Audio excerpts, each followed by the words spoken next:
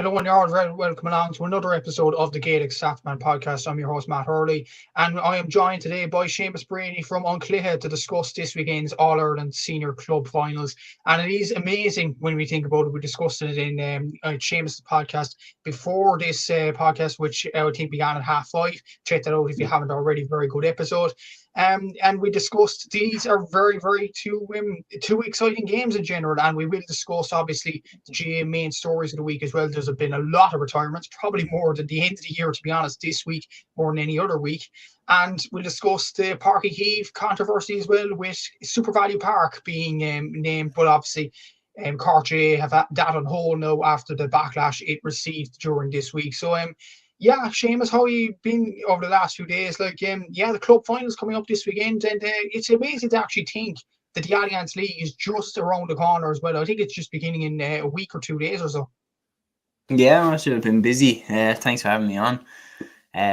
Really looking forward to this episode. Now you were laying out, obviously at the end of my episode there about an hour and a half ago, about the things we discussed on this one, and I'm looking forward to it. Looking forward to the debate about Páirc Uí Chaoimh, and the retirements as well. Like some legends of the game, truly legends of the game, have stepped away over the last while. Yeah, looking forward to hopping into it. And then obviously the crescendo of the club championship this weekend, the All-Ireland hurling final, the All-Ireland football final.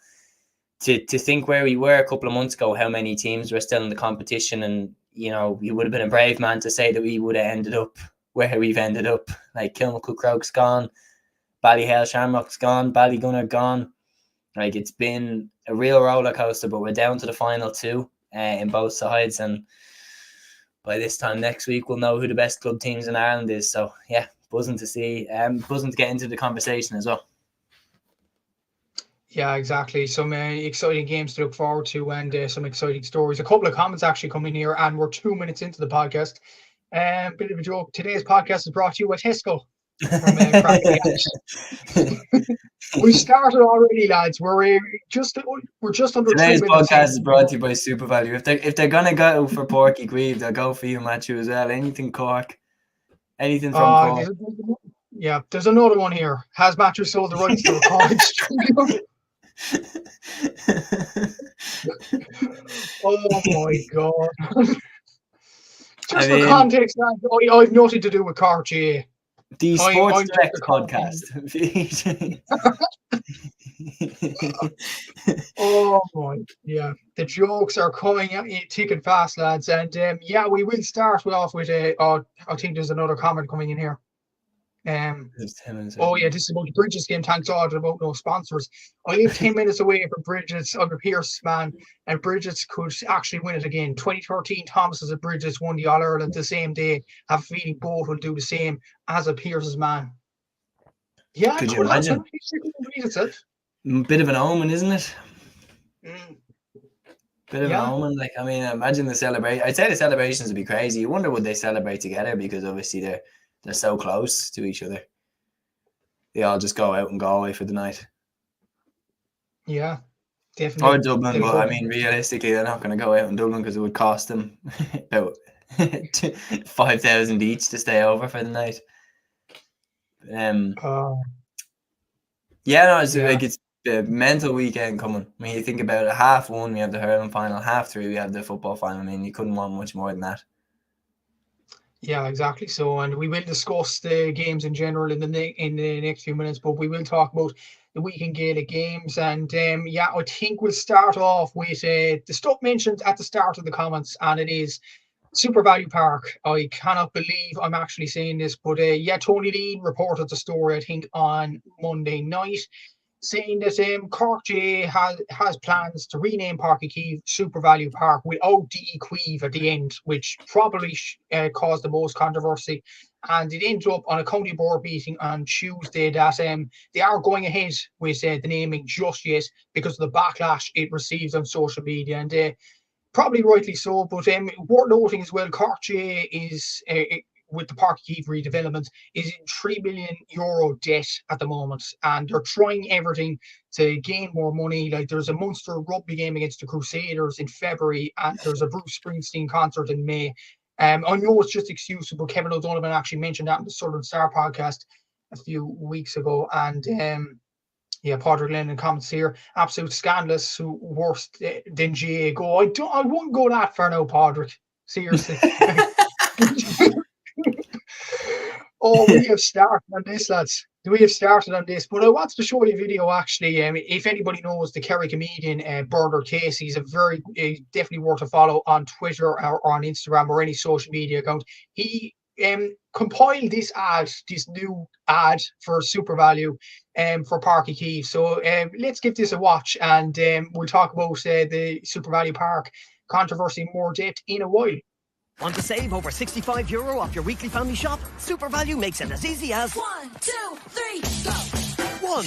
You get low prices on the own brand range. 2. There's thousands of special offers on your favourite brands. And 3. Money off vouchers get sent to your phone every week. So, just remember the 1, 2, 3, go! and save over €65 off your weekly family shop the easy way. Only at Supervalu. What a banger. Fantastic. Credit definitely goes to Bernard Casey for that. He definitely compiled a brilliant video on that. But I went out with all my opinions on TikTok, if you haven't checked it out already. And I wanted to get your view on this, Seamus, as a Dublin fan yourself. Like, what's your opinion on this Supervalu Park being named? Like, I think the controversy really stems from the fact that it's not Supervalu Park Keeve, it's just Supervalu Park, and they're taking away the Equive name. Obviously, they didn't. Apparently, they didn't consult the family over this, which is really bad form from Cartier. But Crackety Ashman, another comment here, lads, they're never this town. I, for one, will only refer to it as Supervalu Park from now on. Oh my! The comments in here are probably the most 10 minutes into my own podcast, and probably because of this story this week. But I wanted to, after all that, we get your views in a Seamus. So, what do you think of it? Well, as a dub, didn't like it one bit. Definitely was looking at this thinking like, what's going on? First reaction was, okay, well, nice, but no one's ever going to call it Supervalu Park. But clearly, the crack of the ash there is different. But my first reaction was, do you remember when Mike Ashley changed the name of St. James's Park to Sports Direct Arena? Mm. Nobody ever called it that. No one ever called it Sports Direct Arena. Like, everybody called it St. James's, still St. James's Park, still, and like, nobody will ever think of, realistically, I know there's banter and everything like that, but nobody will ever really think of Porky Queeve as Supervalu Park. Like, no one will ever be like, oh yeah, that's where we're going. It's Porky Queeve. And like, the thing that, like, I completely agree with your TikTok and your tweet. Like, straight away, I was like, don't have any disagreements with this at all. And I retweeted it and I said, like, not exactly amateur, not exactly the behavior of an amateur sporting organization, is it? To try and wring as much cash as you can, because the question has to come down then to, how have they ended up here? What's gone on? How have you ended up 3 million in debt? Like, I get the position you're in now and you have to make money. Yeah, okay, all means, but like, why have you ended up here? What's gone on? It's the same thing with Dublin. Like, a lot of people, rightfully so, point out that Dublin played too many games in Croke Park. That's true.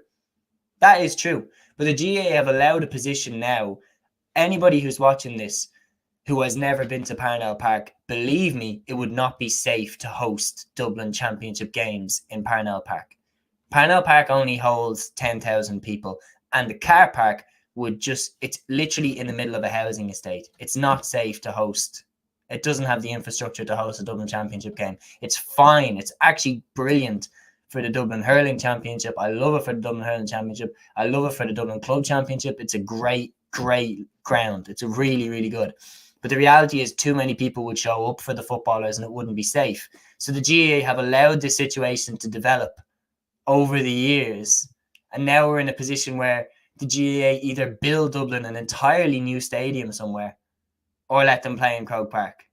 So the questions don't need to be asked about the situation that are in now. The questions need to be asked about what has led to this absolute mess of a situation that they're in now, where like, you're selling the name of your ground. And Like, the one thing as well is that I said it to you off air that someone said at least it's not the Sports Direct Arena, and I was like, wow, that's safe for Porky Rin. Like, there's another one there that Cork have. They'll be getting onto that one next.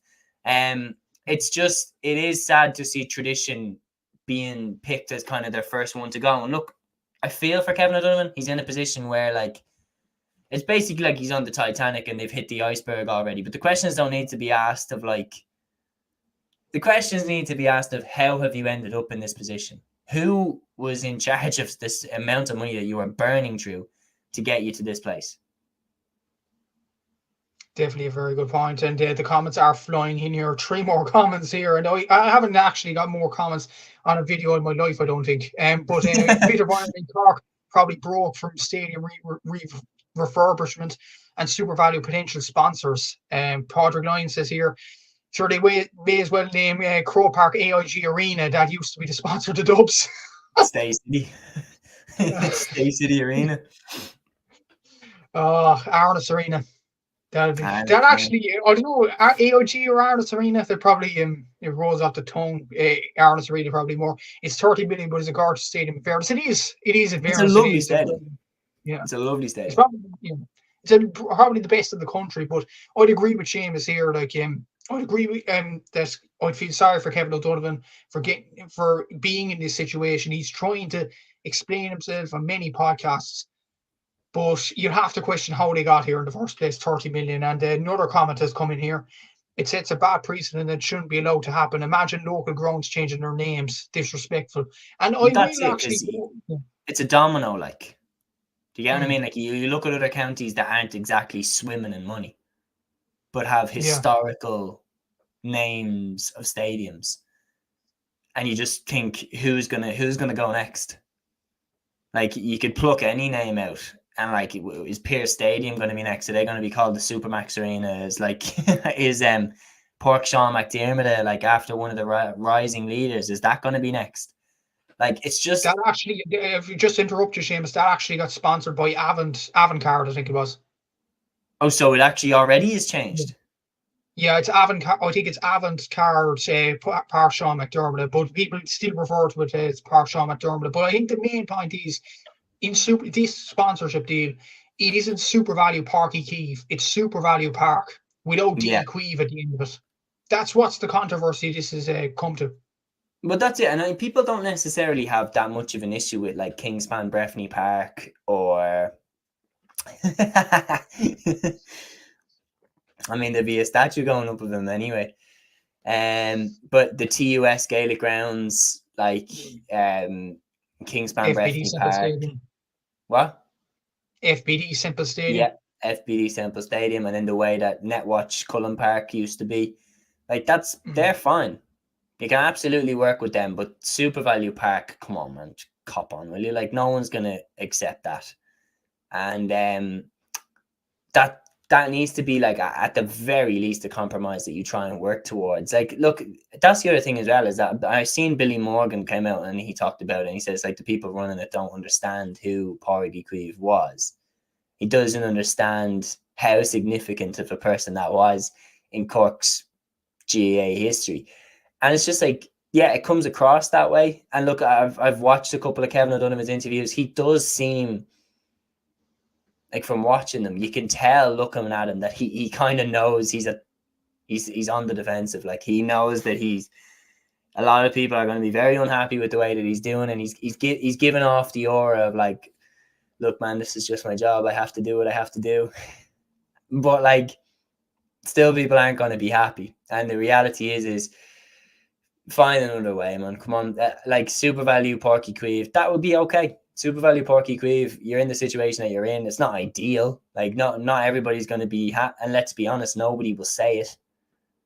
Like, nobody will put the Supervalu in. But you're in this position because of the spending of people that were around you, if not a system that you were involved in yourself. So you can't be like, oh, well, it's the situation that we're in. So, but no, hang on. People around you are the reason that you're in the situation that you're in. So it's not fair on the Cork fans that tradition is being disrespected like this. It's not fair on the people who built up that stadium. that tradition is being disrespected like that. Definitely so. And another comment's coming here. There must be a right good Supervalu stores in Cork. I actually slipped there. There is, yeah, Supervalu Clonakilty is very good actually. Yeah, do some of my shopping there actually. But yeah, that's the thing with it, isn't it? There's been ridiculous spending. They can't really be. And remember, actually, with the Cork and Kerry Parky Rinner Nowhere saga, that stemmed from Parky Keefe holding an Ed Sheeran concert, and they need the money for that. And Yeah. it's going to be controversy after controversy. And even in the Alliance League, which we'll talk about next week in more detail, the first two games for Cork against Donegal and Louth are both away games. And why is that? Because Parky Heath is holding a monster game against the Crusaders in rugby, again to gain more revenue. And that's the point as well, Seamus, when you think about it. Other than, yes, the Cork hurlers will sell out Parky Heath. There are some brilliance aboard there. Even the Cork Tipperary game, it was bouncing last year. But right as of now, I know the Cork footballers are getting on the road back to recovery with John Cleary at the helm. They're doing really well. But right as of now, Cork and Kerry's not going to sell out Parky Keefe. At most, I'd say it'll be about 20,000. That will nowhere near fill the stadium. So is there kind of an argument that Cork G need to do whatever it takes to, reduce the debt in the next few years? I know it won't be, quickly in a way, but they have to do whatever it takes, whether it be concerts, rugby games, or potentially these sponsorship deals too. Well, that's the thing. They need to get creative in the off season. They really, really do need to get creative in the off season. The timing is poor. Like the timing of why does it have to be during the championship? Why does it have to be during the league? You had basically the entire club championship to work with there. Like if there was a few years where, Cork had to play their club championship games in Páirc Uí Rinn so that Páirc Uí Chaoimh could make the money, I don't think people would complain as much.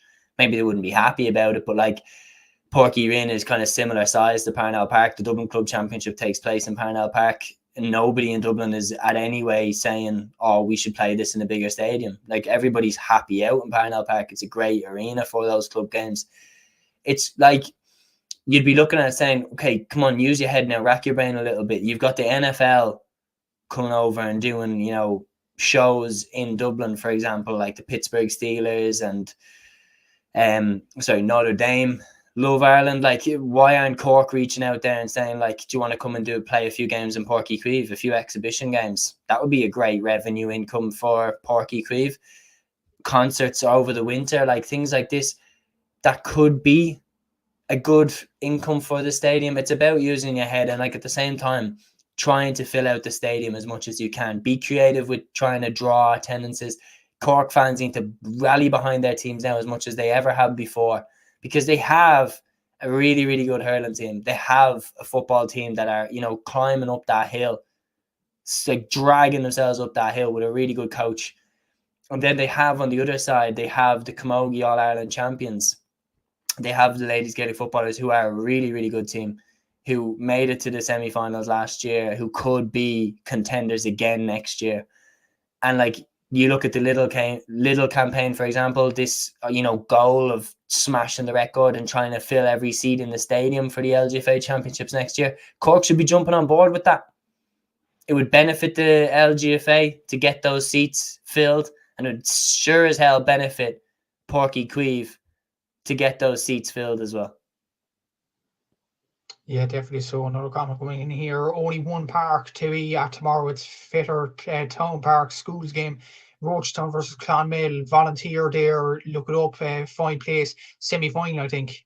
So yeah, it might be worth looking at in fairness. But there's been a lot of controversy around this and a lot of commentary on social media, TikTok, whatever. But we're talking about it for 20 minutes now, so we will move on to something else, and we will move on to retirements. And this is probably more positive outlook in fairness for the Gaelic games over the last week or so. Not the fact that the players have retired, but we're celebrating their careers. And there's been a lot of retirements this week. Even when I do my 2024 or 2023, 2024 awards at the end of the year, in my football team at the moment, there's only 3 spots missing. So 12 players have retired in the month of January across LGFA and men's football, which is absolutely incredible.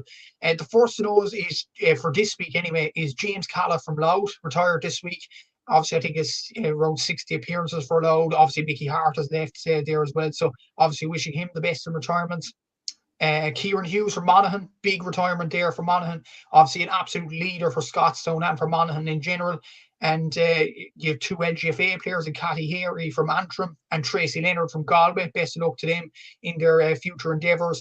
Lou Connolly retired completely from Gaelic football this week. And it's a shame about the Supervalu Park, because maybe his story probably should have been in news and media more. He retired from Nemo Rangers as well as Cork because of a persistent knee problem, and obviously at 31 years of age, we hate to see that with Luke Conley. And hopefully he recovers from that, and hopefully we won't see him again in the Gaelic football field, which is sad to see. But I think the main retirement this week, and we talked about it on your podcast, Seamus, Dean Rock retired from the Dublin senior footballers, absolute legend of the game. 2013 to 2023 played for Dublin, top scorer for Dublin in the history of Dublin GAA, brilliant player for Ballymount Kickham's, absolute legend. You remember Lee Keegan throwing the GPS at him, the quickest goal in All-Ireland final history, the point to equalise against Kerry. So many great memories from Dean Rock, and great memories from all that retired this week.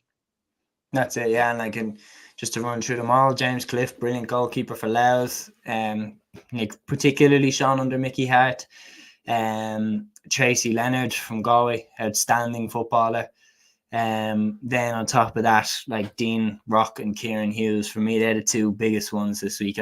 Kieran Hughes is an absolute leader, definition of a leader amongst men from Monaghan there for years. And some of the points he kicked for Scottstown in the club championship this year are absolutely remarkable scores. I know Tracy Leonard has a sister, I'm pretty sure. So the Leonard gene in the Galway team isn't exactly gone away just yet. But, she's had an outstanding career at Galway as well. She's been doing it now for the best part of over a decade, I think it is. Just an absolutely incredible footballer, incredible servant there to Galway. And they've been hit fairly hard now. Mairead Shoiga obviously gone as well quite recently. Big players that have stepped away over the last while. 2024 will be a big year for them to try and recuperate and rebuild from there, because there's no doubt they have the players. When you look at Kilkerran, Clonberne, and the success that they have with the Noon sisters, and just so many, the Divillies as well. There's so many incredible footballers that you would be thinking, why has they not put it together yet when it comes to their senior LGFA team?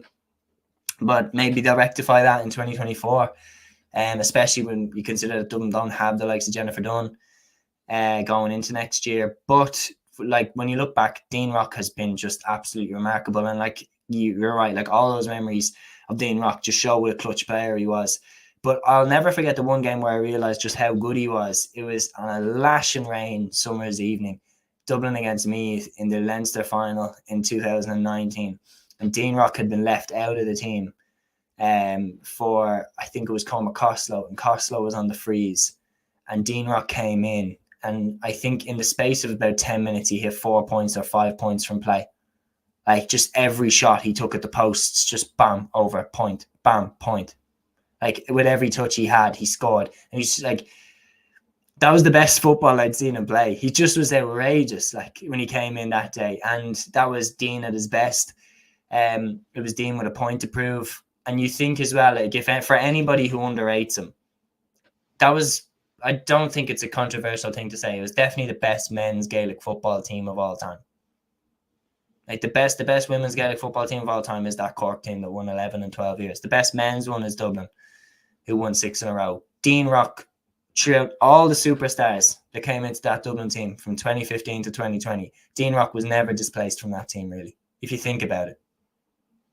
Jim McConnelly had his time on the sidelines. It took Brian Howard a couple of years to get in. Con O'Callaghan, he didn't get in until 2017.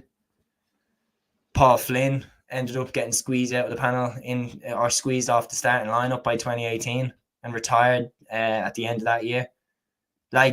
Mannion didn't always start. But Dean Rock was always there. And just an absolutely incredible footballer for Dublin, incredible servant for Dublin. And you're right, one of the best free takers that we've ever seen. If you had a free kick to save your life, Dean Rock would be right up there as one of the first people you'd want to take it. And so potential future Hall of Famer. I don't think that's a harsh thing to say. I mean, eight All Ireland titles. I mean, it doesn't get better than that. And even calculating his scores over the last few days, I calculated firstly from Wikipedia up until 2021, and then the last 2 years I did for Championship and League. Across all that for Dean Rock in his career with Dublin, 24 goals, 602 points in League and Championship. Like it or not, that is a remarkable record from an absolutely brilliant player. And to break that down, 13 goals and 293 in the Championship, 11 goals, 309 in the league, which is absolutely incredible. And fair play to Dean Rock, and fair play to all who retired this weekend. I wish them all the best in the plenty of off seasons that they'll have in the next few years. And I suppose before we get into the two All Ireland semi-finals, one more comment, and it is about the stadium again. The TOS Gaelic Grounds in Limerick feels different as it isn't named after a historical figure. You could argue like the Mackey stand is there after Big Mackey, but maybe that's just being. Can I make one more point about that? The stadium. Yeah. One more point before we carry on. I think the only thing as well that we have to be mindful of is that we're not in the positions where we understand all the details. Like, there are people who are going to be making the decisions there who just know information and just know stuff that we don't. And we see the end result on the outside, which is that they're going to do this Supervalu Park thing. And we don't like it at all. But when we're talking about when it comes to motivations, when it comes to decisions that have to be made, the people who understand the situation best are the people who are right there in the middle of the situation. But at the same time, everyone is still entitled to an opinion, and it's good to see that the fans were listened to on some level, that they were going to, that the backlash to it has made some sort of an impact. So if you don't want what they've shown is that if you don't want the ground to be renamed, make your voice heard. Like, that's it. That's the best way to do it.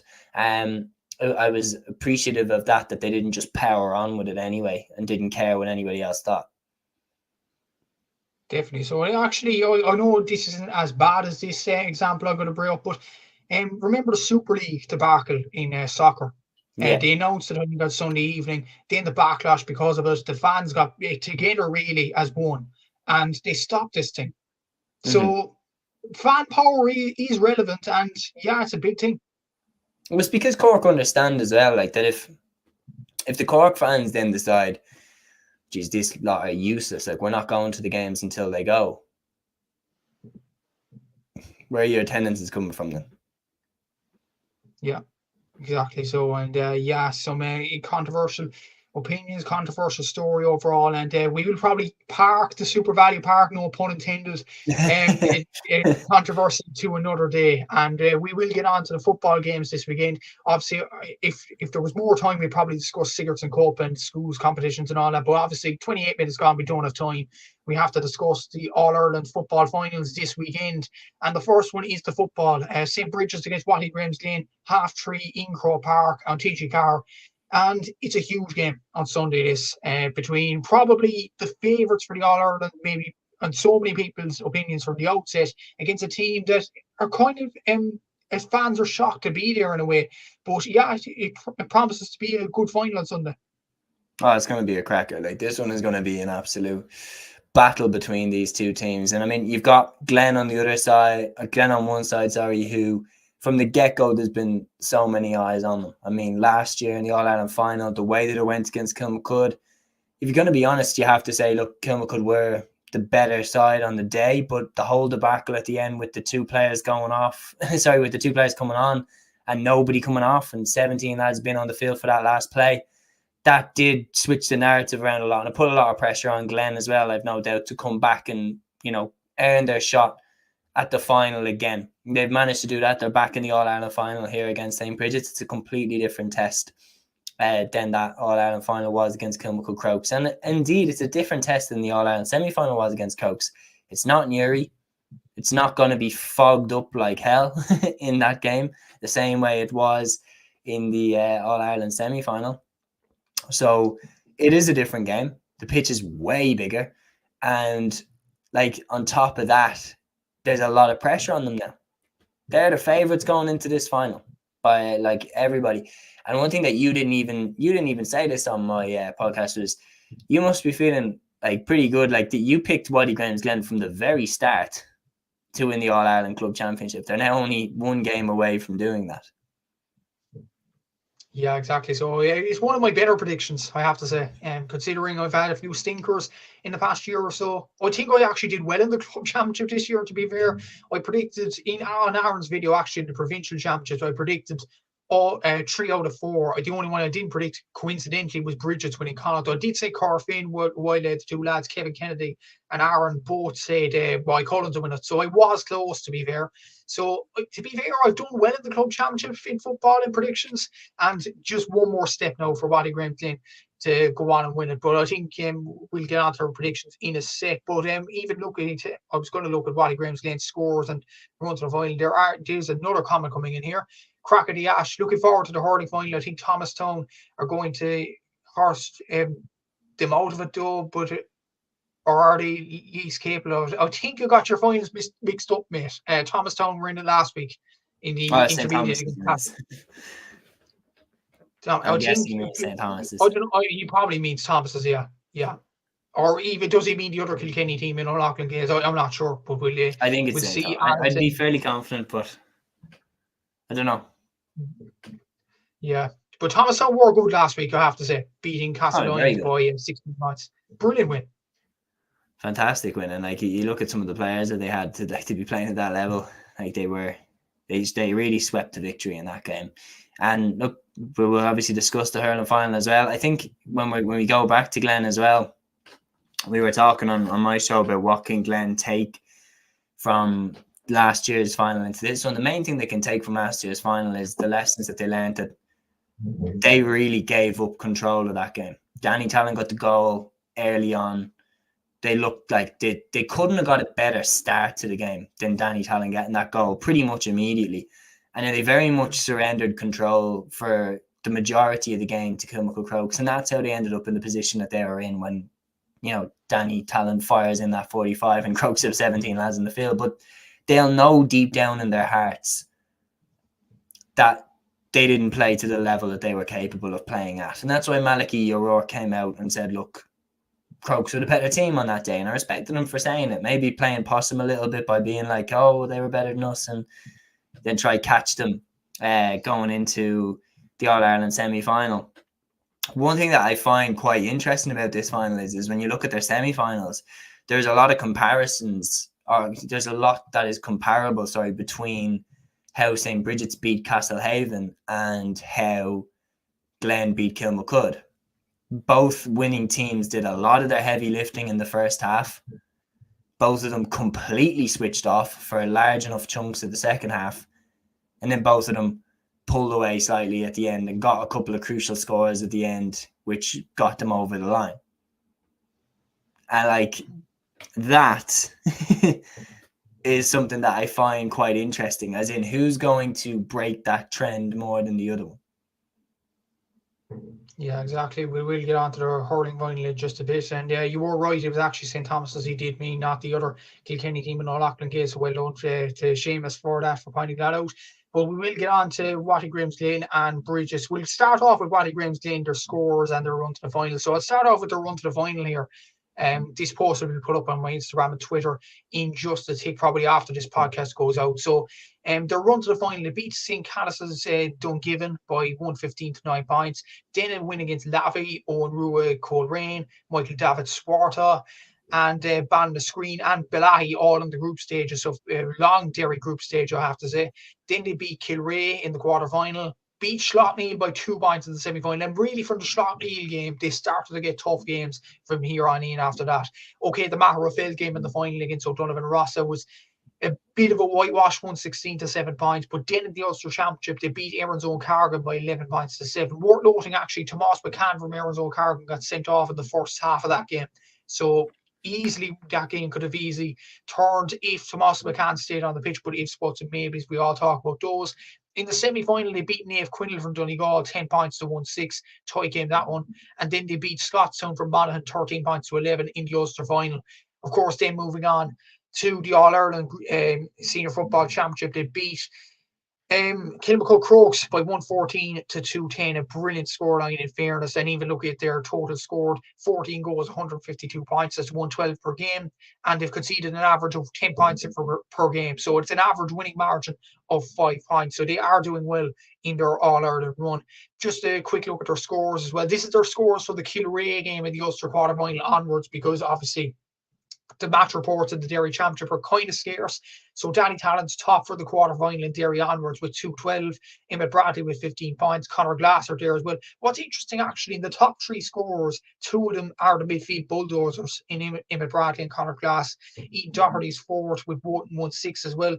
And they have a total, that's a load of different scores. I think that's 18 different scores for Watty Glen, which is absolutely incredible in its own right. So, yeah, they're the favourites for the All Ireland final, and rightly so. Yeah, they are favourites, and I think when you look at them and you look at their run to the final there, the one thing that you can't deny at all is the heart. Like, when you look at how many games they had to go through to win the Derry Championship, they beat Slough-Neil again. They are the kings of Derry for right now.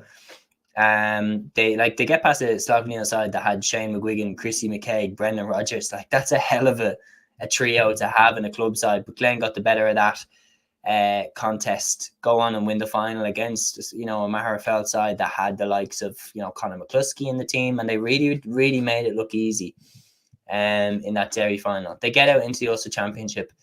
Look, the Cardigan game was tricky enough. Like, they really did make a tough game out of that for themselves. Tomas McCann getting sent off, a lot of people thought that was harsh, and a lot of people rightly point out Tomas McCann's one of Aaron's own Cardigan's best players, and if he stays on, the game might have been a lot tighter, because he's a finisher as well for Cardigan. He's one of their best forwards.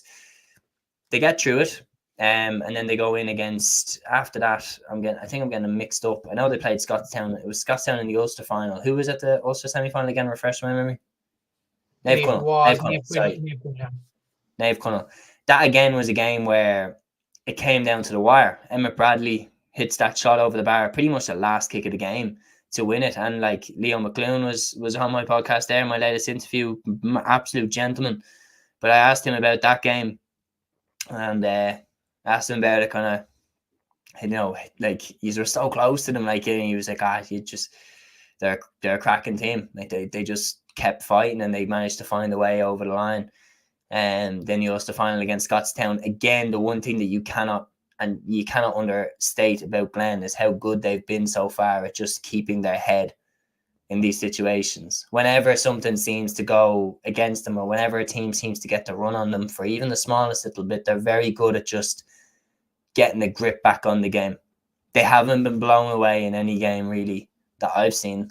Like, they really, like, a team hasn't really got the run on them. Kilmacud got the run on them for a tiny bit in the semi-final. But Glen still answered with a point, and then Crokes went down and answered with 2 points or something like that. But they didn't go completely stale the way that Brigids went completely stale against Castlehaven in the semi-final in the second half. Brigids went 17 minutes in the second half without scoring. Like, if you do that against Glen, this is done. Don't even talk to me about winning the All-Ireland club title if you're going to go 17 minutes of the game, let alone the second half, without scoring. It's not good enough, like. So, look, the reality is Glen are coming into this in a much different headspace than they were last year. A lot of people were already saying before the All-Ireland semi-final that whoever wins this game will be the champions. There's been plenty of examples down through the years of the so-called tougher side of the draw getting out into the final and getting completely caught by the team that came out of the other semi-final. But, like, my favourite example is Sligo Roscommon 2010. Sligo beat Mayo and Galway on the way to the Connacht final, and they played Roscommon, who had beaten Leitrim in the other side of the draw. And then a certain Mr. Downey Shine just absolutely shot the lights out, and Roscommon stunned Sligo and took the Connacht title. And, like, so the reality is, if Glen take St. Brigids lightly, Brigids will turn them over. I make no mistake about it. It's a type of game that I feel like if Glen dropped their level anyway, like, they're going to get caught. But I don't think that they will. I think Malachy O'Rourke is a hell of a coach, and genuinely probably the best club manager out there right now. Like, he's just so accomplished in everything that he does, and he will have them drilled and ready. He says that we've won nothing more than we've won last year. Kieran McFall is back. He's massive. Yeah, we'll dive into it, but I think Glen are favourites for that reason, in that they have, battled past every team, including Kilmacud Crokes. But the one thing that we are going to get into is, you look at their scores, 2 of the top 3 are midfielders. And we were talking about this on my podcast. Could we see Brian Stack moved out to the midfield? I think we could, because I don't see a Shane Walsh, Paul Mannion style threat in there that they have to. I don't see a Brian Hurley, Michael Hurley style threat in there that they have to put Brian Stack on to mark. I think Danny Tallon is good, but I don't think that he needs Brian Stack to mark him. I think Brian Stack could be moved out further to potentially go on someone like Ethan Doherty, or it probably will be picking up Ethan Doherty, but maybe we might even see him playing around the midfield, going toe-to-toe with Conor Glass, Emmett Bradley, or Kieran McFall to help Shane Cannan and Eddie Nolan. Yeah, and it will be interesting to see that. All right, and we'll move on to Brigids in their run to the final and their scores. So their run to the final was in the Roscommon Championship. It was a tough game actually to start off against Padraig Pearse as the past champions. Of course, they were on an All-Ireland run themselves a few years ago. They were beaten by Brigids 11 points to 9. And from that game up until the final, it was really plain sailing for Brigids, to be honest. They beat St. Dominic's, Michael Glavies, North Roscommon and Roscommon Gaels with relative ease. And then they beat Boyle with the likes of the Smiths and Dara Craig in the final by 12 points to 11. Moving on to Connacht, they beat Coolair Strandhill and hammered them really 113 to 1-3. I think there was a point in that game, a long period of that game actually, that Coolair Strandhill failed to score. So that it epitomises how good Brigids' defence can be. They beat Mohill by 1-7 to 8 points, and then they beat Corfin in the final 113 to 2-5. So that's a 5-point victory. And they beat Castlehaven. They're probably toughest game in past Roscommon, the Roscommon final against Boyle. They beat Castlehaven by 111, to 10 points. They've averaged 212 per game, and they've conceded an average of 8 points per game. And we talked about Glen winning by an average 5 points. Brigids have won by an average of 10. So that's pretty impressive in fairness for St. Brigids, but arguably they could have been facing more exterior opponents. I don't know how to describe that there, but probably lesser quality opponents is the word I'm trying to look for there. But Brigids did what they must in that run to the All-Ireland final. Look at the scores here. Ben O'Carroll, 7 goals, 32 points, which is incredible. Bobby Nugent, 1 goal, 25 points. Kieran Sugru with 3-11. Brian Durbin, 2-7. And we talked about Glen. 2 of their 4 top scorers, or 3 top scorers in general, are midfielders. All 4 of Brigids' top scorers there are forwards. 3 of them are in the full forward line. 1 of them is centre forward, and Kieran Sugru. Paul McGrath then with 10 points as well. And there's a plethora of players there as well. So Brigids, they're good in attack, and they are good in defence as well. Worth noting in that run to the final, if I bring it up again, they have only conceded goals in this run to the final. The Coolair Strandhill, when the game didn't matter, and Corfin, well, the result didn't matter the game didn't matter for a long time, is what I'm trying to say, because of Coolair Strandhill being so far out of that game. And Corfin, they conceded 2 goals. That's it. That's basically it. So they've conceded 3 goals. They haven't conceded in a plethora of championship games. They didn't concede at all in the Roscommon Senior Football Championship or at all against Castlehaven. But this is going to be a big test on Sunday, despite those stats. Yeah, the one thing that is noticeable about the Brigids run to the final, if you could just pop the scores back up on the screen, just is that when the average of winning the games, like the average of scoring 212 a game and conceding only 8 points a game, like that is very impressive. But then you look at the results in the Connacht Championship, in the Roscommon Championship. I'm not trying to take this away from them at all, but there's 2 games there that are like unheard of, or 3 even unheard of levels of victory in club championships, like beating St. Dominic's 119 to 4 points, beating Roscommon Gaels 415 to 12 points, and beating North Roscommon by 715 to 7 points. Like those type of results, and they're not what you would apply as being, okay, well, they beat North Roscommon by that much, therefore they're going to beat Glen. It's good stats, but in my the equivalent I would give is it's like saying, say for example in boxing, if they put them in there against a team or put them in there against a fighter who's just there to get knocked out so that the promo for the next fight looks good. It's like saying because Anthony Joshua beat whatever Pulev that he's going to go and beat Tyson Fury, or he's going to go beat, Alexander Usyk. It's not comparable. This is a whole other ball game going up against Glen now. And the stats look great, but the reality is that when that ball is thrown in, all of their previous results mean nothing. And they, like Jerome Stack and Malachi O'Rourke, they're gonna get that across to the players. Whatever you've done before doesn't matter. Just because you're Conor Glass, or just because you're Brian Stack, just because you're Ben O'Carroll, just because you're Kieran McFall, no one's going to give you this All-Ireland club title. You have to go and take it.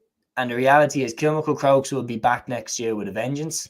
This is a good opportunity for both of these teams to get their names on the trophy. Glen have a golden crop, and they're going to feel a lot of pressure to get an All-Ireland club title to make sure of that golden crop, because Slough-Neil are going to be at them next year.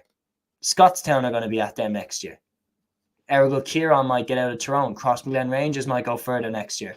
All these things are very possible next year that Glen do not get back here, because they've had to battle and scrap their way here, and they've had some absolutely dangerous moments on their way here. And Brigids too.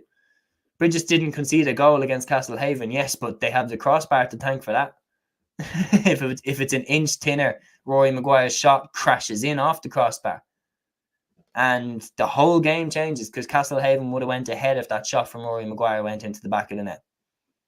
So, because that would have put Castlehaven ahead, wouldn't it? It would have, yeah. Yeah, so like Brigids completely switched off in the third quarter. They did not turn up to the races at all in that third quarter. And they woke up with about 10 minutes to go. And they hit a couple of key scores. I think it was was it Robbie Dolan or Conor Hand? It was Robbie Dolan or Conor Hand that hit the point after 42 or 47 minutes. It was Robbie Dolan, and then John Cunningham got an insurance score as well. Yeah, and then the substitute at that point was fantastic. That was massive. And then Ben O'Carroll and Paul McGrath, who hit those points. The wingback coming up, Paul McGrath, he got a great score. And then Ben O'Carroll getting the penalty. They woke up when they were right on the edge. They woke up right on the edge and managed to save themselves. But if they do that against Glen, this game is finished. They know that. Interesting comment coming here from Gavin O'Reilly. Just to give a bit of context, the road to Roscommon Championship. North Roscommon is a combination of junior and intermediate teams, much like in Cork. But the best teams like Castlereagh, who actually got to intermediate all over the semi-finals this season, didn't send players. So that result probably affected Brigids' average score. So maybe a bit of context there for the viewers or listeners. Another team like the Kerry, East Kerry, West Kerry, like what was it? East Kerry versus North Kerry final again. Yeah. But to be fair, I know we don't want to go deep into that, but a bit of context as well. Kerry, it's the 9th best club down. In Roscommon, I'm sure it's the same as Cork, the 13th best club down. So those sides are considerably weaker, and the fact that Castlereagh, the best team in intermediate this year, didn't send any other players, probably just shows there isn't much of an oomph behind the divisional teams in Roscommon. Yeah, well, like that result definitely shows that like they weren't ready for Brigids at all. Like I haven't seen the game, I haven't read up on the game, so I wouldn't be too comfortable saying that I know what happened. But I mean, it doesn't take a genius to realize that you were outgunned if you concede 7-15 and score 7 points. So yeah, I mean, it's one of those that a score line like that is 100% going to put up your average score that you get and the average that you concede, especially the Coolera Strandhill game. I think there was a stage that game where it was 10 points to 0 in favour of Brigids. So like Coolera hit a little flurry at the end, which kind of made it. But like, look, that speaks to the defence of St. Brigids. Like that was a Coolera forward line that had Niall Murphy. Like who's Sligo's best forward. So like you can't argue with the strength of the Brigids defence. Definitely so. And yeah, there's a lot of narratives in this game. The fact that you would argue, and we said it on your podcast before this, Brigids have the best attack out of the two teams, but Watty Glen have the best midfield, defence, and Conlon Bradley is arguably a better goalkeeper as well. So, like, is this kind of a situation that if Watty Glen can stop the likes of Ben O'Carroll, the likes of Robbie Nugent, sorry, and Brian Derwin, that they can get a foothold in this game, or is it the fact that if Bridges, do well defensively against the likes of Conor Glass and Emmett Bradley, they'll get a foothold on the game?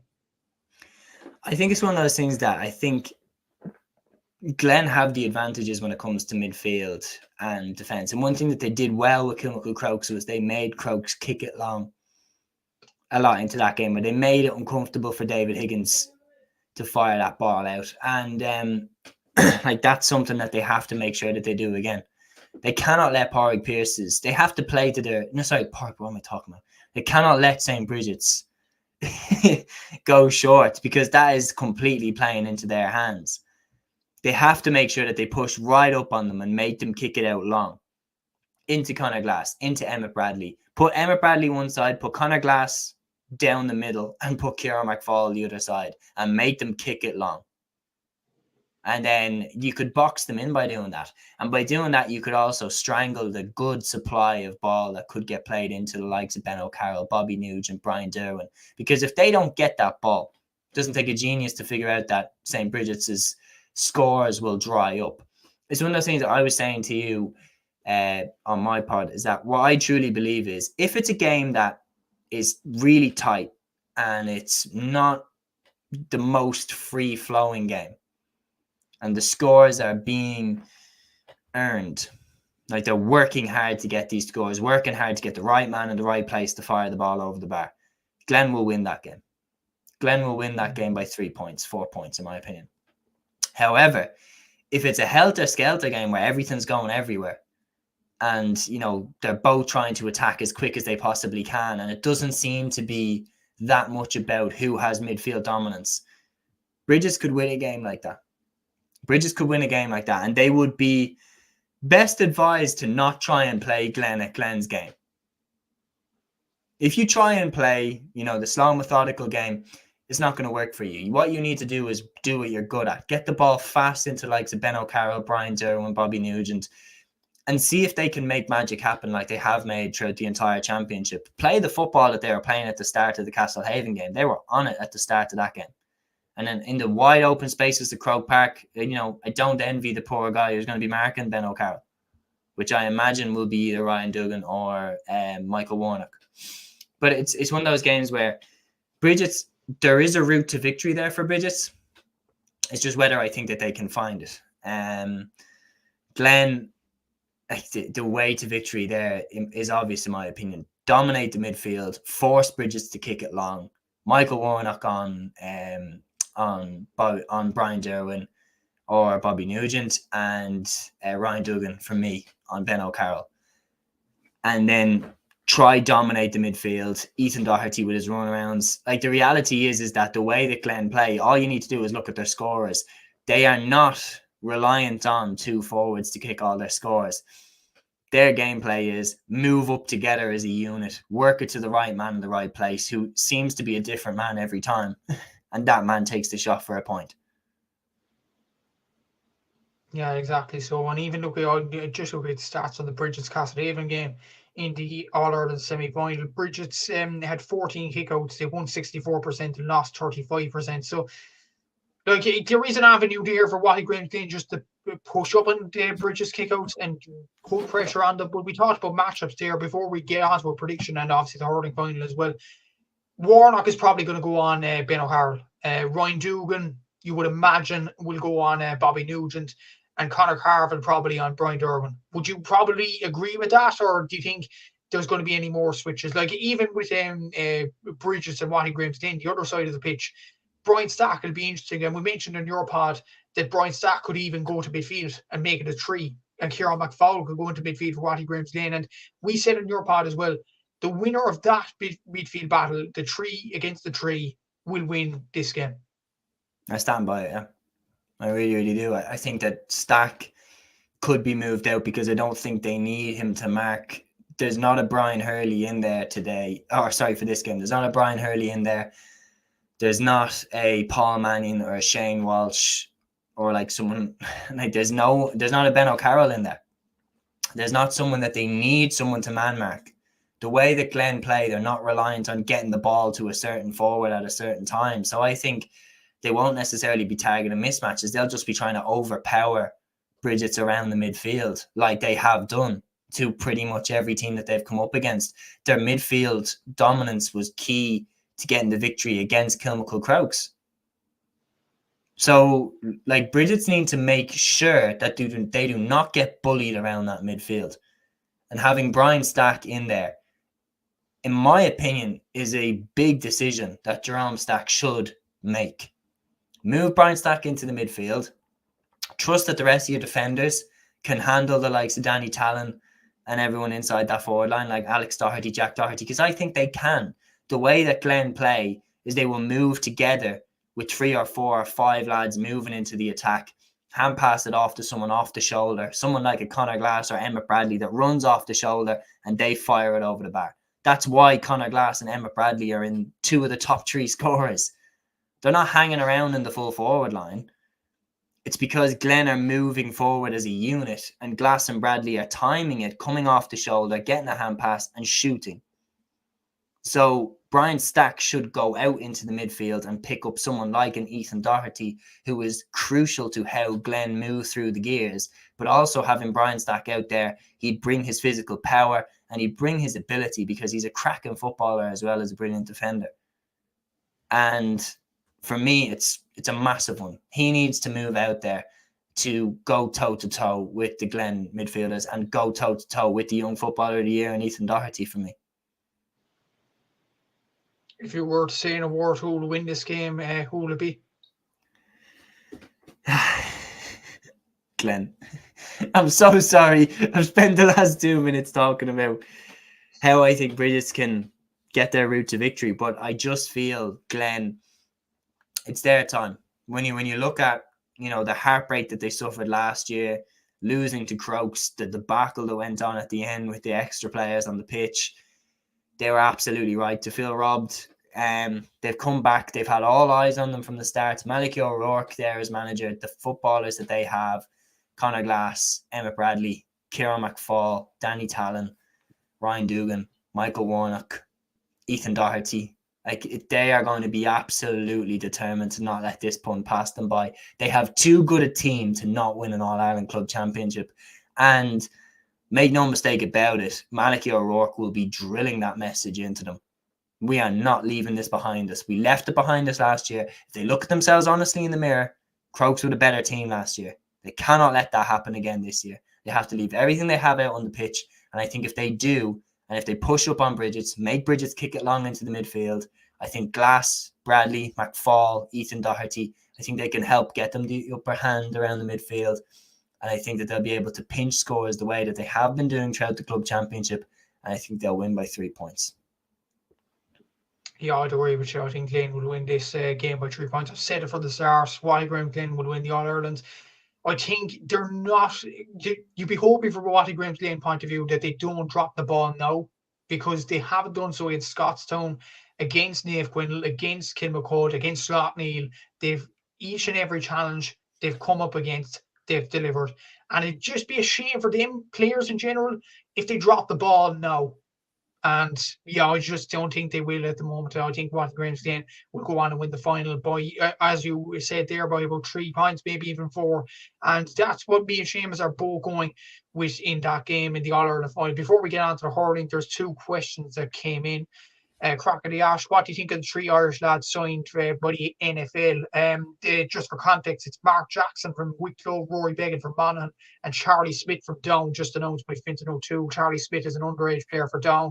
Mark Jackson obviously been in goal for Wicklow for years, and Rory Began doesn't need no introduction. So what do you think of them players in general, Seamus, going to American football?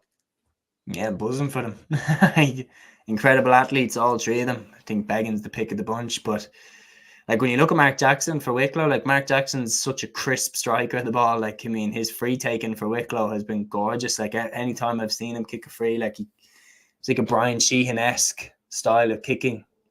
And yeah, I've always really liked him as a goalkeeper.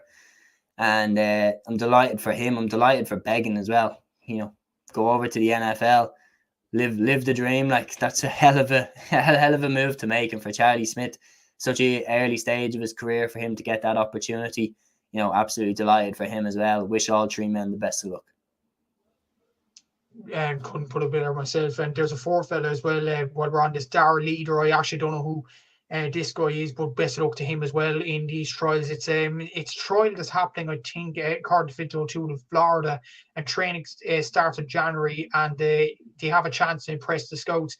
And the decision, I think, will be made in March whether they go to the NFL or not. And worth noting as well, a Welsh rugby player is on the list as well, Louis Rees-Zammit, if anybody knows him. He's a try scorer in the Six Nations. So for Roy Began and Mark Jackson in particular to be alongside an athlete like him, that shows what great players they are. Best of luck to all four Irishmen in general. And one more comment to come in here before we chat to hurling. What does Seamus think of Dublin? Does he think they'll go downhill in another 2 or 3 years? Explain yourself, Seamus. What do I think of Dublin? Do I think they'll go downhill in another 2 or 3 years? I think the level naturally has to come down from 2020. I mean, you're talking about what is the greatest Gaelic football team of all time. They won 6 All-Irelands in a row. Like the level, unfortunately, does have to come down. And the reality is that on paper, this is just a fact. Desi Farrell turned back to a lot of lads that had left. You know, Jack McCaffrey, Paul Mannion, and Stephen Cluxon. He went back to them to see if they'd come back and play for Dublin again. They came back, Dublin win the All-Ireland title. But 2022 and 2021, without those lads, Dublin weren't good enough to win the All-Ireland title. So the question is, what happens if they go this time? Have the lads that were coming into the team, have they improved to the level that Dublin can turn to them this time, and they'll be ready to keep the levels up to the same level? Like Aaron put it best. Aaron said watching that All-Ireland final last year, and I said it as well, like in different words, but I said I felt like Dublin were given everything that they had in that final to get over the line. And Aaron was saying that it's the same as me, that we both felt like Kerry could have played better. But I'm not sure how much better Dublin could have played. So, and Dublin won by 2 points. So it just felt like, right, that felt like the last dance. I know a few lads are staying on, but in the next decade, we'd be lucky to win half of the All-Irelands that we won over the 2010s. It's because that's a once in a lifetime team. It's like the Limerick Hurlers saying that whoever comes after Garrod Hegarty and Keane Lynch and should be as good as them. It's impossible. You're not going to be as good as those guys. Look at Kilkenny. Like, and however people say, oh, that's, you know, unthinkable that Dublin will go into the next decade and win, you know, what, 3 All-Irelands only in that decade. Look at Kilkenny. Kilkenny haven't won an All-Ireland hurling title since 2015. And before 2015, it was, they were in the final winning it pretty much every year, weren't they? Like, so that is what Dublin are up against now. Dublin are looking at a situation where Desi did go back to the people that had left a couple of years previous, and he went back to them. They came back. Dublin won the All-Ireland title. But the question is now, what happens when they go again?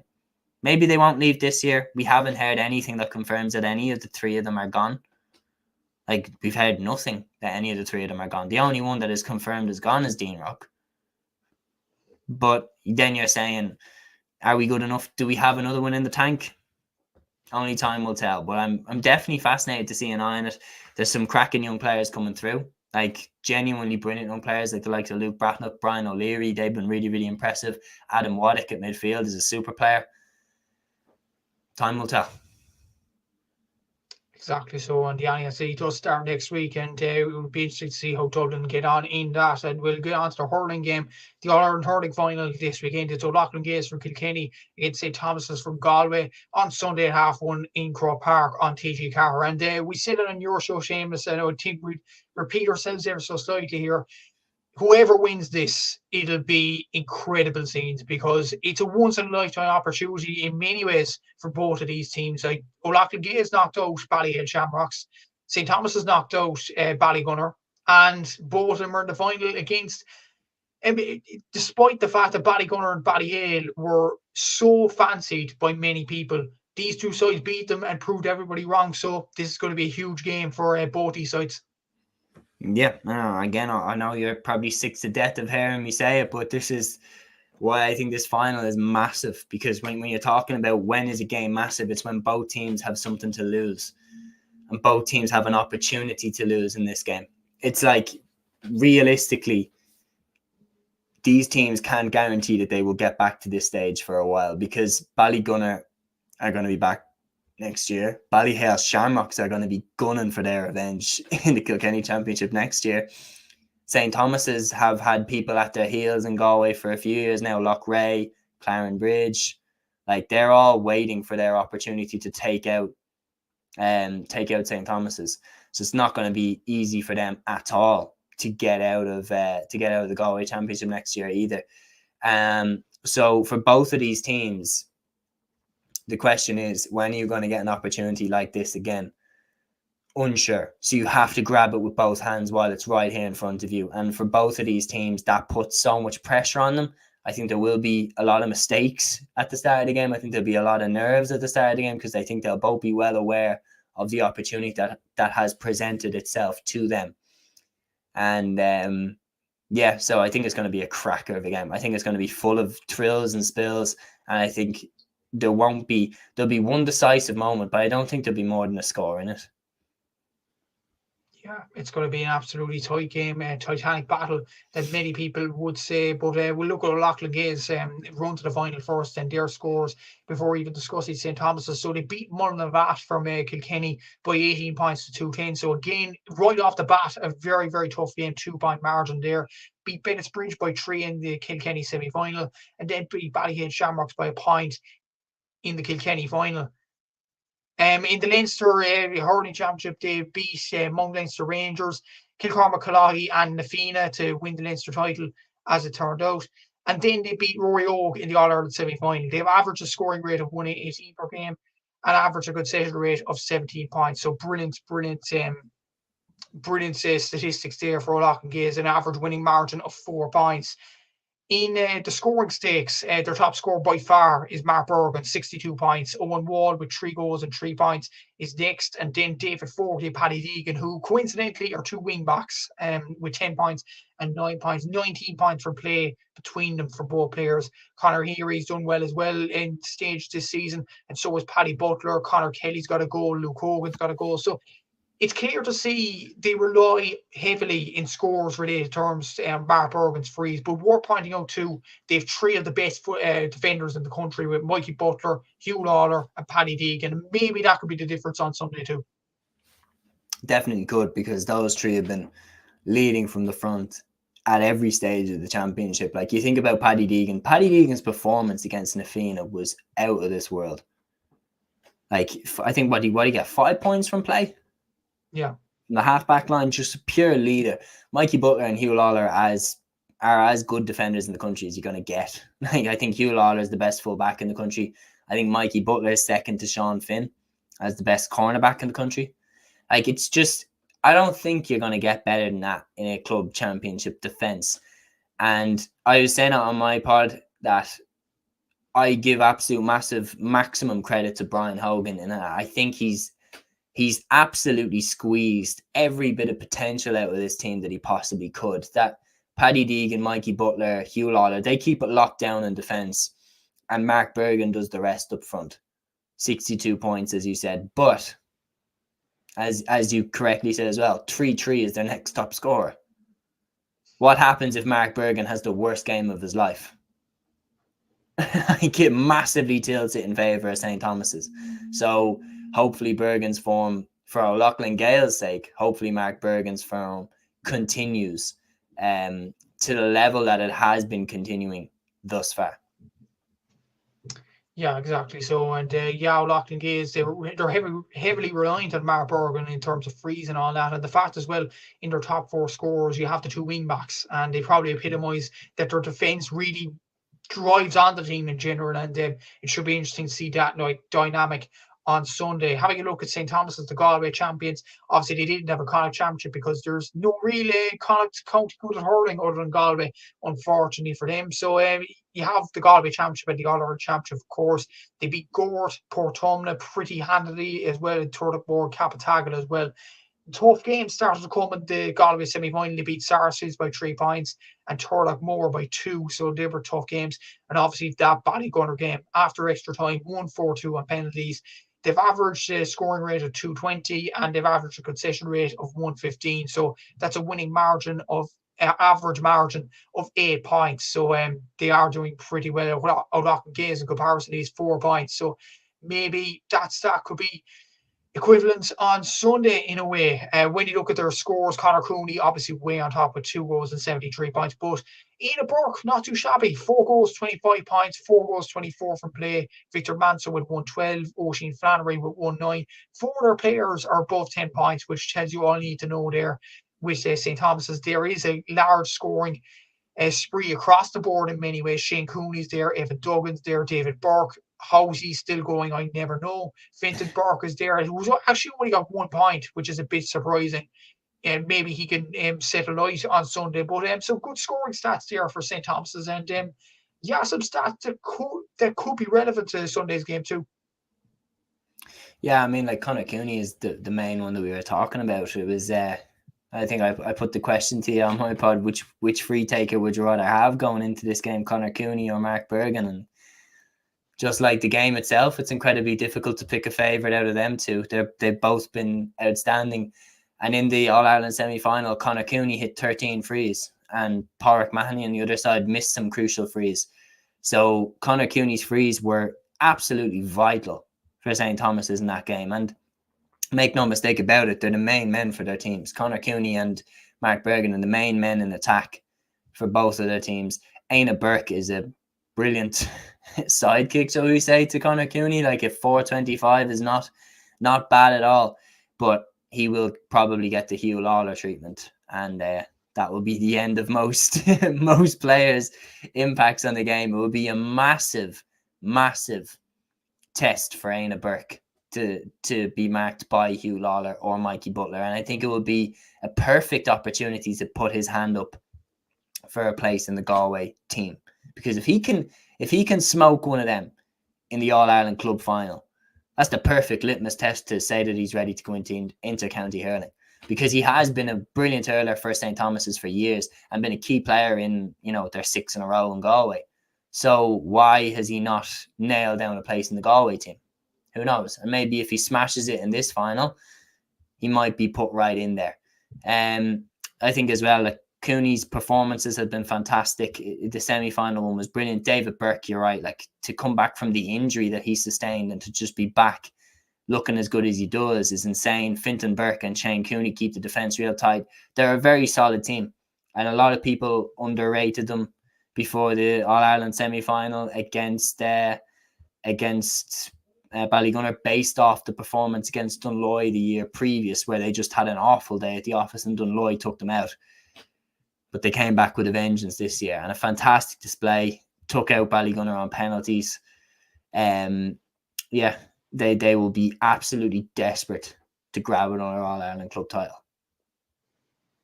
We talked about matchups in the Watty Graham's Lane and the Brigids game, and I'm going to talk about matchups here. Who do you think Mikey Butler will pick up? Because that's the $1 million question. You've seen what he's done to Tony Kelly in the 2 All-Ireland semi-finals. So which forward will Mikey Butler pick up in this game?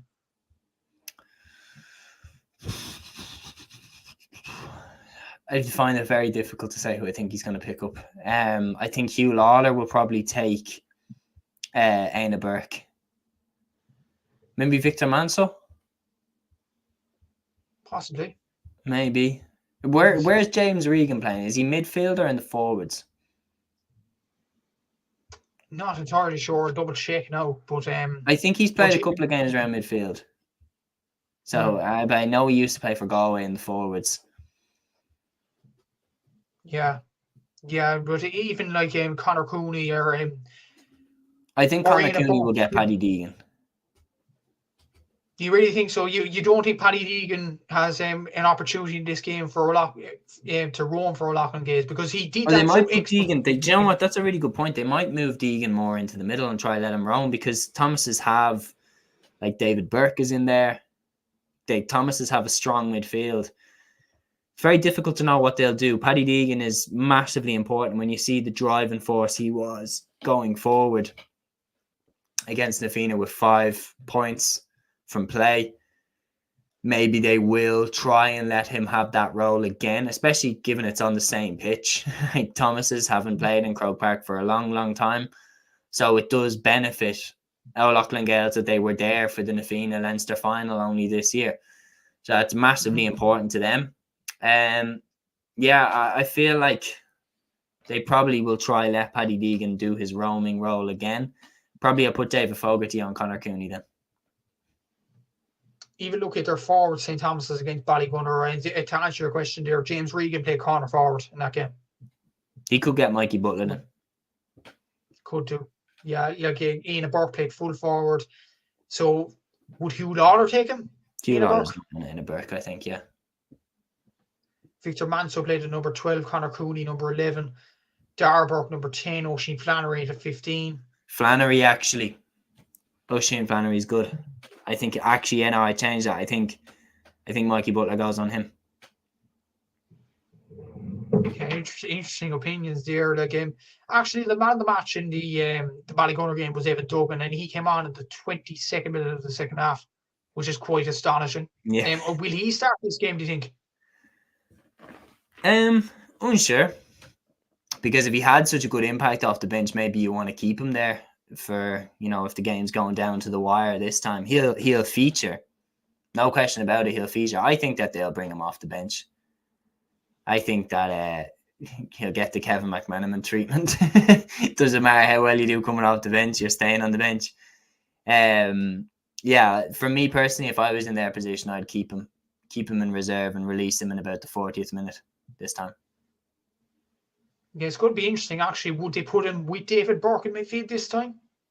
Like, it's going to be interesting. It really is going to be interesting in terms of that. And you look at O'Loughlin Gaels midfield, Cian Loy and Jack Nolan. In fairness, they're good lads. They have performed well in this championship so far. But if David Burke and Evan Duggan are going to come up against them, that's going to be a tough battle for the two O'Loughlin Gaels midfielders. No, it is. It's going to be a really, really tough battle. It's going you'd argue that almost St. Thomas's almost have a stronger midfield than Ballygunner, which is crazy to say. But like David Burke, the amount of experience that he has, Evan Duggan, the impact he made coming off the bench in that game, like as you said, it finished with man of the match. That's absolutely insane. And so, like, the reality is, it's going to be massively important for O'Loughlin Gaels to be able to go toe to toe. That's why I think Paddy Deegan will be allowed to roam a little bit so that he can have an impact in the midfield as well. Yeah, it's going to be very, very interesting in this final. But this is the toughest question. We've gone over stats and gone over matchups and obviously players starting and stuff like that. But this is the toughest question. And it usually isn't, but it is a tough question. Who is going to win the All-Ireland Hurling Club title? Will it be O'Loughlin Gaels from Kilkenny or will it be St. Thomas's from Galway? It's going to be a big, big call, this. Like, we've been over and back on this now on your show, my show. Still, I'm confident in my prediction, but I've predicted St. Thomas's to take it, and I will stick with them. Just have a feeling that they're going to get over the line. O'Loughlin Gaels, look, I wouldn't be surprised at all. I wouldn't be surprised if O'Loughlin Gaels win this game. A flip a coin right here. Heads, O'Loughlin Gaels, tails, St. Thomas's. And yeah, like I genuinely, that's as confident as I am in it. They are both absolutely fantastic teams. Conor Cooney has the potential to lead them to victory by himself. I just feel like that's why I'm leaning to St. Thomas's, is that O'Loughlin Gaels are very reliant on Mark Bergen and his form. They are very reliant on him. And if he has in any way an off day, Conor Cooney didn't against Ballygunner. And he hit his 13 frees while Porrick Mahan, he missed some big ones. And I just feel like maybe St. Thomas's might have slightly more, like genuinely 1 point. That's all it's going to be, a grain of rice, as Paulie O'Shea famously said, wanting the Westmeath job. And one fella actually in the comment section actually agrees with you, Seamus. Both teams like to be physical, but I think the Galway lads, St. Thomas's, can shove them around no bother going off the last match if I had to predict. So a good few people are predicting St. Thomas's, but this is honestly a toss of a coin, isn't it? I'm going to stick with O'Loughlin Gaels. I just think, yes, they're very, very reliant on Mark Bergen, and they need their defensive players like Paddy Deegan, Hugh Lawler, Mikey Butler, David Fogarty, etc., to step out and assert their dominance. But at the same time, when you look at the last few games they've been involved in, Rory O'Cushendall, tough battle, they got over the line in the end. Nafina, they've been behind so many times in that game in Croke Park, got over the line. The Kilkenny final against Ballyhead Shamrocks, with TJ Reid and Owen Cody and all them great players for Kilkenny, they got over the line in that game as well. I'd back O'Loughlin Gaels, but again, it's a grain of rice again. It's a point. Yeah. I'm going to go for a point. And the more you were talking there, the more I was like, oh, stop it. You're making me want to change my mind. And I've already said that I think Thomas is going to win. Yeah. It's going to be a tough one to call, definitely. And to be honest, if you're on one side of the fence or the other side of the fence, no matter what side of the fence you are, you wouldn't be disregarded whatsoever, because it's such a tough game to call this. No, not at all. Not at all. It's like, I completely understand why you're going with O'Loughlin Gaels, and I know that you understand why I'm going with Thomas's. It's grain of rice between them. Exactly. So, and those are the two all the final previews. And before we leave, there's two more comments that have come in. Just a statement here on the Limerick team. The current Limerick team is full of the full product of the academy, the next gen coming from underage or at such a high level that they're pushing the standards of the first team even further. That's a relevant point, to be fair. And Limerick teams like Shane O'Brien, for example, Adam English, who's an excellent young player coming through, maybe they're Aidan O'Connor. Aidan O'Connor, excellent young player as well. Maybe they're inspired by the Limerick team as well. So Limerick do have a very good future. There's no doubt about that. Especially Shane O'Brien. Look out for him. Colin O'Neill's still a young player as well. So look out for them Limerick players.